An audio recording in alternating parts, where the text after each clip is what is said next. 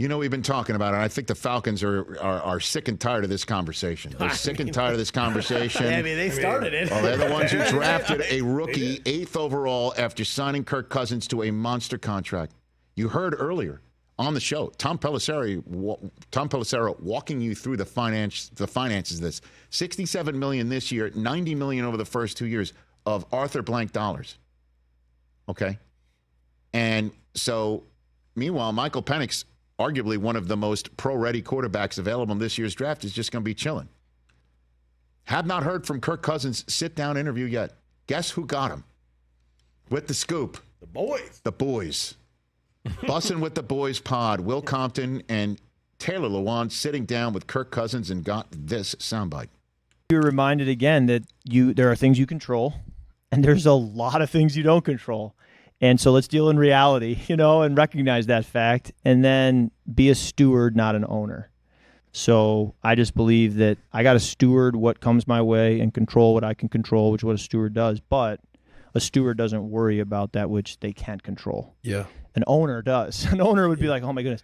So I just got to steward this and just do kind of what I've always done as a player and let the chips fall where they may. So it's fair to say, Kirk Cousins, the Falcons, there's no beef involved. No, and I don't think there can be. I don't think it's helpful. Like, we're trying to win a Super Bowl, and it's hard enough. Like, you know what I mean? It's hard enough. So let's all be on the same page, and let's try to go win a Super Bowl. Boy, the Falcons are lucky if that is the way he truly does approach it, that he's just like, there's no sense in dwelling in the negative, and it's a negative. There's just no other way to put it. The guy thought he was going to be there forever, and he's throwing out pitches at the Braves games and stuff like that and trying to become a member of the community, and then all of a sudden it's just like, yeah, we're already looking over the steering wheel on you. Although there's a way to cushion the blow, and that's $90 million over the next 2 years. It's not bad. Not bad. Now, in terms of cushioning a blow, if I just may, for a moment, jump out of this narrative for a second here. Did that look like a bust to you? No. Well, they were at the Falcons facility. Right, so they went to him. Right. So they do podcasts with guests where the guests are. Interesting. Yeah. Right. It appears so. That all they need is a couple cameras, couple mics, some folding chairs. Yep. And you're bussing with the boys. Boom, podcast. Although I don't believe Kirk ever called them out for not having a motor on their bus. Routinely. Which is, I believe, the ultimate. Be that as it may. Yeah. All right.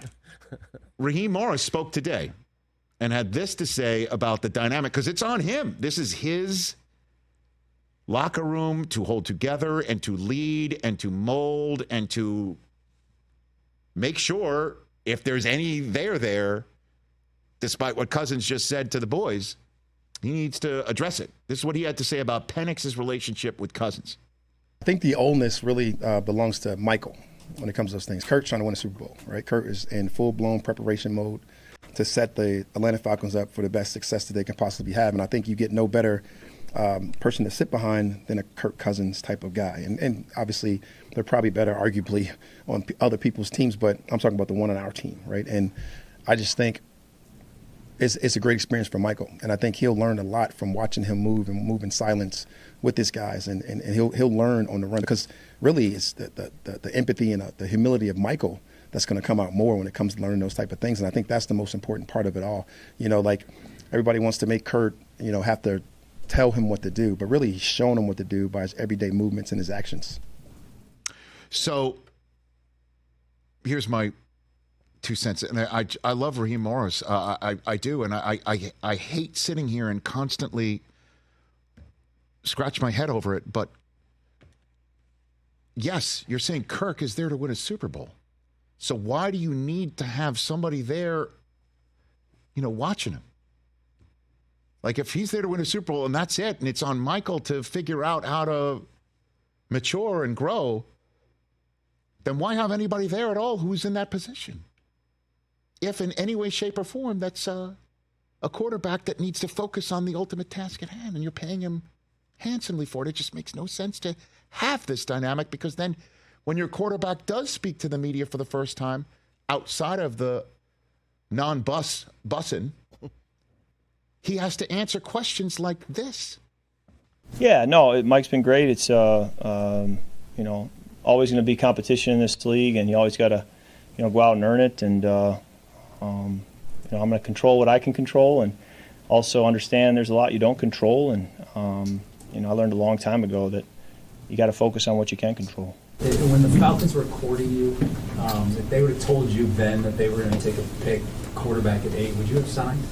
I don't really deal in hypotheticals. We could go down that path for a long time in a lot of ways. It just doesn't do us any good. So, I'm excited for this opportunity to have. I think it's a real privilege to be a quarterback for the Atlanta Falcons, and I'm trying to make good on the opportunity they've given me with the way I work each day and the way we play this fall.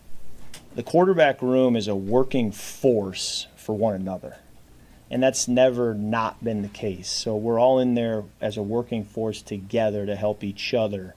And that dynamic has always been there and always will be there. What were they really thinking?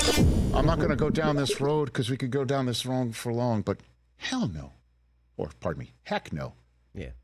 I wouldn't have signed here. And that's the point, ultimately. The Falcons are lucky that they have Kirk Cousins for this situation. It's just mystifying that they put him in this situation to find out just how lucky they are. Meanwhile, Penix is in a tough spot himself. Catch the Rich Eisen Show every single day on the Roku channel, 12 to 3 Eastern, for free.